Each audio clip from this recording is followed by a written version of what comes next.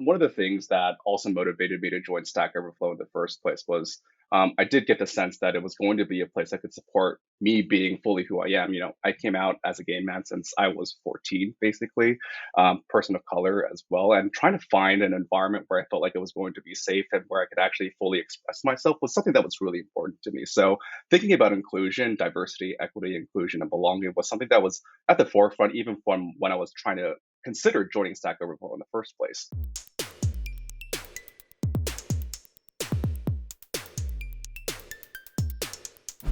Hello, hello, hello. Hello, everybody. Welcome to the Stack Overflow podcast, a place to talk all things software and technology. I am Ben Popper, the director of content here at Stack Overflow, joined as I often am by my wonderful co-hosts, Matt and Ciora. Hi, y'all. Hi. Hello. We have a special guest on today who Ciora noticed on Twitter, where she spends most of her time. Yes. But also someone that I know from my stint at the New York office. Used to sit together at lunch often. Quite a fellow. Jon Chan, welcome to the Stack Overflow podcast. Again, welcome back. All right. Thank you so much for having me. It's so good to be back. Jon, you were recently promoted. You are now a director of engineering on the public platform team. Tell folks a little bit about how, your origin story. This is the MCU. This is the Stack Overflow universe. So tell us a little bit about how you ended up here at the company and what you've been working on up till now, and kind of, a little bit of what that new title means, what you're hoping to work on. Yeah, fantastic. So yeah, I think maybe the best way to sort of talk about this is, maybe really where I started to learn to code, because I think the first important thing to say is that, I'm a self-taught dev. Like, I didn't go to school for sort of like computer science, and didn't go to a boot camp. So coding has always sort of just been something that was a hobby of mine, and I didn't really sort of envision myself sort of joining a place like Stack Overflow, especially since the reputation for it was like, this is a fantastic place for software developers, but I never sort of envisioned that for myself. And so it was really a surprise for me, and a really interesting journey for me to get to Stack Overflow in the first place. Basically after I finished college, I spent a little bit of time doing some management consulting and some other odd jobs that were there. But I always had hobby projects that I've been working on since my MySpace days, when I was sort of like trying to build a glitter cursor to sort of follow my blog and all of that stuff. And so side projects were always a really big part of my life, regardless of sort of what it was that I was doing for my day job or school or anything else like that. And one day, I think back in, I guess now it's 2013 or so, I had a side project that was called Bento, where I had a bunch of my friends that were constantly asking me like, "Hey, I'm really interested in learning how to code. I want to learn HTML and CSS and JavaScript. Like, where should I go and learn?" And this is around a time when there were a lot of really interesting resources that were coming out on the internet. And so I had this email that would go out, and decided, hey, why don't I just make a place where I could put all those links to all these different tutorials, and then open source all the data that was there, and posted it on Hacker News and on Reddit. It ended up on the front page of both of those places on the same day. And that's when Stack Overflow decided to reach out to me and see if I would be ever interested in actually working there. Very cool. 2 weeks later, all of a sudden I was speaking to Joel Spolsky, one of our founders, and yeah, it's been history ever since. Wow. What was that like as a self-taught developer, like having a company reach out to you for the first time? Oh gosh, I mean, I really couldn't believe it in the first place, right? I mean, I remember when I was in school, especially like as someone that was self-taught, and even just trying to do some of the interviews, like with the big codes that were out there, and failing miserably at some of those interviews in the past, where it's like, I don't even know what a red black tree is, so please don't ask me more interview questions about that kind of thing. Right. And so there was it was a really big shock for a place, any place really, to reach out to me to see if did I want to be an entry level software engineer of any kind, let alone a place like Stack Overflow, where I really considered it as a place where some of the best engineers that I could possibly think of, folks that I've been following for years and years, were working at. And so for them to reach out to me was a really big surprise and shock. Yeah. So I want to hear about after you started as an entry-level developer who was also self-taught, what were some of the like biggest shocks for you at like working as part of a team as a professional developer when you come from that like background of like usually working on projects by yourself? What was that like enter that new environment? Yeah, the first thing that was was a shock and sort of something that I really needed to adapt to was just really working on a team for one. Because I was a self-taught dev, a lot of the projects that I was working on were things that I came up with by myself, and then eventually just released or really didn't collaborate with a lot of other folks with. And so the very first thing that I really had to adapt to was working with a lot of other software engineers, and basically everybody was a lot more advanced and a lot more knowledgeable about the kind of code that we were writing and the kind of technologies that we were working with. So that was the first adjustment that was there.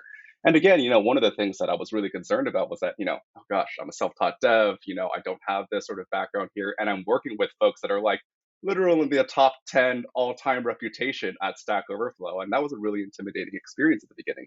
But one of the things I found out really quickly after I joined too was just how supportive everybody was when it came to actually helping me learn how to code, and really get up to speed with all the tech that we were working on. Stack Overflow is all about trying to help people, expand their skills and their knowledge and all of that. And that was reflected inside the company just as much as it was in our product. Yeah. Yeah, one of the things that I've always really enjoyed about working here was that emphasis on sort of like education and career development or personal development. Being able, when I came in, there was a little bit of coding course that was taught by Sarah Chips, our director of community at the time. Did it with a whole bunch of other stackers from across every department. There were people there from the technical side of it, but I was in marketing. There were people from sales, and a pretty generous stipend, for people to check out conferences, take courses, order books and things like that. So it's kind of cool how, yeah, the creation of the company was all about spreading knowledge, and they really do emphasize that internally for folks. Um, so John, you mentioned a few things that I thought were interesting. Self-taught, came in and joined a team, kind of had to learn that. Talk a little bit about career progression. I think that's a topic we touch on a lot during the show. The IC versus manager role. Folks who have gone into the manager direction decide they want to go back to being an IC. What was that like for you? Did you start out as an IC and then move slowly into management? And if you did, I think that's the way it went. Kind of like, when did you learn, oh, there's something about this, kind of role of growing a team or working with a team that I enjoy? Yeah, absolutely. I definitely started as an entry level, individual contributor when I first joined Stack Overflow, and that was the position that I sort of had for several years. I did sort of get promotions over time, like I became a senior engineer, and then eventually became a principal engineer a few years later. But being a manager was not necessarily something that was on my radar for a long time until I'd say, the opportunity sort of presented itself later on. I've always enjoyed coding, right? And I've always really enjoyed how it could actually, specifically how to help other people learn how to code too. I mean, that was a big part of the motivation that I had for building Bento was just like, oh, I want to collect all these different resources in one place to help people learn for free. And it was very much in line with the work that I was doing at Stack Overflow. And I think there was some time, especially once I got to a place where I became a principal engineer, where I was like, listen, like, what's the way that I can make more impact here? Is it by me getting even better at writing code, or is it something else where I can actually have a larger impact here? And one of the things I kept thinking about was like, I can get 10% better as an engineer faster when it comes to writing code, building better products overall here. But I think the thing that'll really maximize the kind of impact that I want to make is by helping other people become better engineers. And that's not just with the products that we were working on at Stack Overflow or the side projects that I had, but mentoring other developers and helping them grow in their careers here. And so, that's really where the switch sort of came on, where it's like, my ability to sort of help and develop this product or to help other people become better as developers, I can do that internally here by becoming a manager and trying to help them, become better developers through coaching, through mentorship, giving feedback. That's really where that switch came in. And what did that look like? Like, what were some of the things that you discovered as you began to grow more into the manager role? What were some of the things you learned? Some of the things you didn't anticipate that were maybe difficult or interesting or something you enjoyed? Yeah. Yeah, definitely. I mean, I think one of the very first things that I had to realize is that this felt like a real career switch. I think for a lot of people that I end up getting into manager roles, not just specifically to engineering, but a lot of other disciplines that are out there, design, sales, anything like that, where you eventually become a manager, a lot of those folks I think came into those roles because they were very successful at a particular craft or skill that they're sort of specializing in that discipline, right? The better you get at code, great, you're able to deliver things more and more. But once you become a manager, the skill set is completely different. You're no longer working with computers and with code anymore. You're working with people, right? And that was, I think, the biggest shift that I really had to make here. And that was one of the very first things that I remember my manager at the time told me was that, like, hey, you're not going to be able to sort of solve the same problems that you've been solving with code like you have been in the past year. It's a very different skill set now at this point. So, I'm instead of actually spending time with my editor, I spend a lot of my time in docs, reading, writing, having conversations, listening to people. Right, that's really where the real shift was for me. Was that, hey, this is not about code so much anymore. Yes, you're still an engineering manager, but it's really about the people and how to make them put their best foot forward. I have a question on that then, because I'm kind of at the stage of my career where some of my friends have reached senior level engineers and they're thinking about making the next step to management. One of the conversations that's come up recently is, do you need to have a good technical foundation to, say, for example, a senior level engineer to become a good people manager, to become a good engineering manager? And I'd be very curious to get your opinion. Like, do you need those technical chops in order to become a good manager, considering that you're no longer working with code? Or can you be a great manager with less of a technical foundation? Yeah, that's a great question. So, I think that it is still important for you to have a technical background and a strong technical foundation in order to be an effective leader in an engineering organization, right? Like, if you're going to be giving direction or you need to tie break certain decisions or provide sort of like a strategic sort of direction for the team and everything that's sort of under your purview, you need to be able to have that technical foundation, right? In addition to, of course, guarding the respect of the folks that are supposed to be under your leadership, having that technical background is going to be very important, right? But one of the mistakes that I do see a lot of managers end up making is that they end up still coding a lot while they're supposed to be managing, right? And again, this sort of goes back to what I was just saying before, where the core of your work is really about helping people become better developers, not to be a better developer yourself, right? And so you get to this place where it's like, all right, how do I get to a place where I'm going to help empower people to learn better, become better developers themselves instead of doing that myself, right? I think that's where the balance of the shift ends up being. Yes. I have a slogan: delegate and elevate. It's not, I haven't made a tea cozy yet or anything, but this is a new mantra for me. Um, so I guess, thinking a little bit about that, another big thing that you and I have talked about from the time that I joined, especially I think as I got to understand like what role affinity groups play at Stack Overflow and your participation in them, was this idea of diversity, equity, inclusion, now belonging as well. Runs under a few different names, but talk to us a little bit about your involvement in some of those activities at Stack Overflow. Yeah, definitely. One of the things that also motivated me to join Stack Overflow in the first place was I did get the sense that it was going to be a place that could support me being fully who I am. I came out as a gay man since I was 14, basically, person of color as well, and trying to find an environment where I felt like it was going to be safe and where I could actually fully express myself was something that was really important to me. So thinking about inclusion, diversity, equity, inclusion, and belonging was something that was at the forefront, even from when I was trying to consider joining Stack Overflow in the first place, knowing that a lot of the folks that were already in the company that could vouch for that, so some of our founders cared a lot about that as well. Just knowing from like the blogs that they had written about, these issues, that was something that was really attractive to me. And it wasn't until I sort of joined Stack Overflow that I started thinking a lot more about that and how it would be a really critical part of my work. So, I'm now president of the Asian and Pacific Islander Affinity Group for those folks and employees that want that kind of support. That's actually one of the very first affinity groups that we had started, I think, back in like 2015 or so. And that's still something that I'm doing right now. And what's really interesting to see as the company has evolved is to see how much DEIB is now becoming more and more something that's just for employees, but something that's actually being baked into how we think about our products, how we position ourselves in the market, all of those different areas, right? If we're thinking about Stack Overflow as a place that's going to try to serve as many developers as possible, we need to be thinking about people from all of those different backgrounds. And so, as we've evolved as a company, as a product, as a brand, those are all things that I think we're starting to think more about. So, do you have any tips for people who are either starting out or maybe they're at the senior level or maybe they're at the manager level who want to work advocating for diversity and inclusion into their career? I think that's something a lot of people are passionate about and a lot of people care about. But when it comes to actually executing on that in the day to day job, that's not as clear. We talk a lot about how important it is, but I don't think a lot of people know how to actually advocate for that. in their day-to-day job. So if you have any tips, I would love to hear that.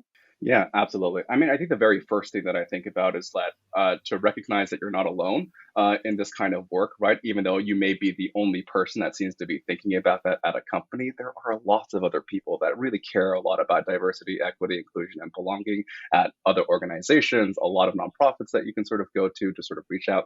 I certainly made use of a lot of nonprofits that I was already a part of in terms of doing volunteer work to go to them for resources and support, even if there wasn't already built in support at the particular companies or the organizations where you're trying to enact some of that change or to try to make a difference on that particular front. So, Right.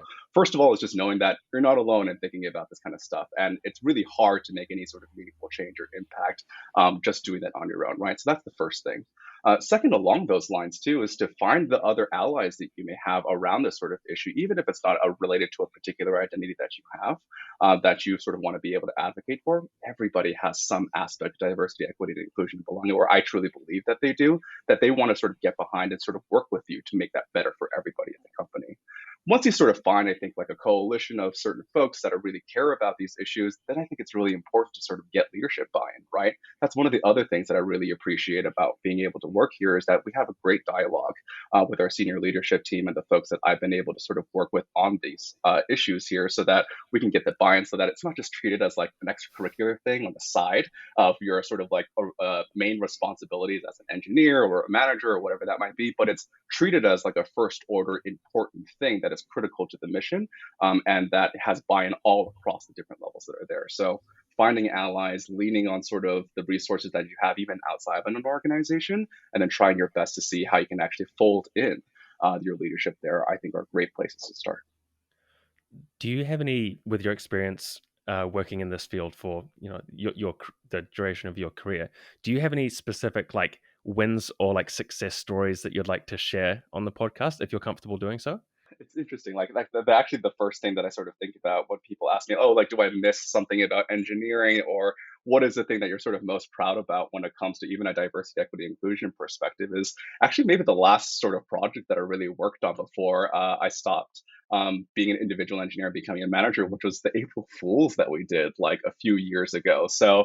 I don't know if you know this, but or maybe some of our listeners may not be aware, but like we did like a '90s time machine April Fools way like a few years ago, and basically, we turned the Stack Overflow question page into like a GeoCities website where there was like a glitter cursor that you were having to go across. And also, we had like ASCII art in there. And the reason that I'm proud about that, not necessarily because it made like changed people's lives or anything like that, it put a lot of I think smiles on people's faces, but it sort of felt like a full circle moment for me. Like I was saying before, I started off learning how to code by working on GeoCities sites and MySpace and Zanga sites and all of that, and to be able to go and actually change something that I knew almost every coder would recognize immediately with the guest book and all of that stuff was something that was really, really gratifying for me. And to pay homage, I think to the history that I had as a self-taught dev. Yeah. We need to have like we need to just have like a celebratory episode or two where we focus on this. Ciora has brought it up a few times, but Neopets, MySpace, Zynga's a Tumblr. new one, Yeah. Tumblr, just I think, yeah, people of a certain generation, we've discussed many times how getting into these things as a teenager, part of discovering yourself, forming your own identity, wanting to have an online identity that you can customize, led you to front end web development and from there down the path. And then there's like an older school version of that with some of the guests we've had on where, oh, I was just really big into video games and eventually I ran out and I had to build my own, or I was making, an online sort of like bulletin board or running a forum for Tony Hawk Pro Skater 3, and that sort of led me down this path of needing to learn things so that I could advance sort of this personal passion that I have. So very cool. I want to add really quickly, which kind of goes into tandem all this.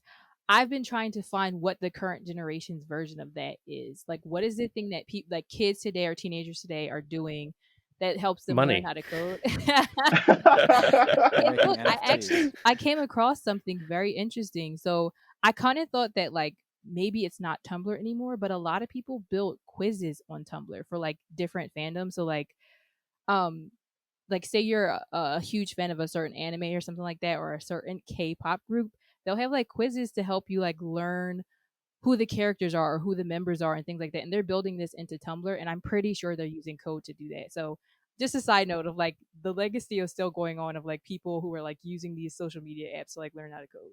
Definitely. So one I know is Roblox, which my kids play, and in that one, you can build a game, and they have a whole separate editor that lives on the desktop where you can design a game. And then, similar to Zynga or something like that, you can put in little in-app purchases and try to turn it into a business or whatever. So that's one people are definitely using. I know, chatting to quite a few of my friends who went through university, uh, doing computer science, for instance, there was definitely more of a shift where people became aware of the kind of like lifestyle that software engineers can lead in terms of like the work and the compensation and like the cool stuff that you can build. And it's a little bit sad because I'd love all these origin stories where somebody was like, oh, I wanted to like impress a partner, so I learned how to like make a bot in Neopets, and you get those kind of origin stories where I feel like a lot of the people learning how to code now are doing it from a much more entrepreneurial kind of mindset where they're like, cool, I want to build something that's going to grow and turn into a business and that kind of stuff. And that's awesome. I love that, but I also miss the OG stories That's where still there it's though. That's still yeah. kind of there a little bit. You can find I it if want you to look for it hard, but it is. I want to see more of those. I Yeah. want to talk about more of those on the podcast. Okay. Lua, which I'm not super familiar with, I have heard of this programming language once or twice, is what Roblox is. And then I shared their little lightweight, high level, multi paradigm programming language. Okay, there you go. I shared they have like a whole online course. I mean, that's the other thing, John. I don't know. You mentioned sort of offhandedly that you were studying certain things, but you self-taught developer. Um, was the things that you were studying at all connected, or they were completely separate, like your academic pursuits to the degree that you did that, and then the coding side of it? Oh yeah, it was basically completely separate. Like just to give you an idea, I was coding when I was in high school, but then when I was going trying to decide where I wanted to go for college afterwards, it was between architecture school, which I actually got into, or it was me going to be studying philosophy. And I ended up going the philosophy route. So being technical, computer, I think I maybe took one computer science course the entire time that I was in school. I think it was for iOS development way back when before Swift, and it was still Objective C because gosh, I could not figure how to make heads or tails of Objective C at the time. So I Yeah. was like, I think I need a little bit of help, and I might as well Yeah. just go into this. But that was it. I I have a question too. Oh, go Like, ahead, Sierra. we talked a little bit about like the origins of like how you got to started coding with like building projects. Do you still build any projects or maintain any projects like in your spare time? I know that must be like a little bit extra since you're spending most of your time like managing things like that. But like, sometimes I'm sure you have like the desire to code a little bit.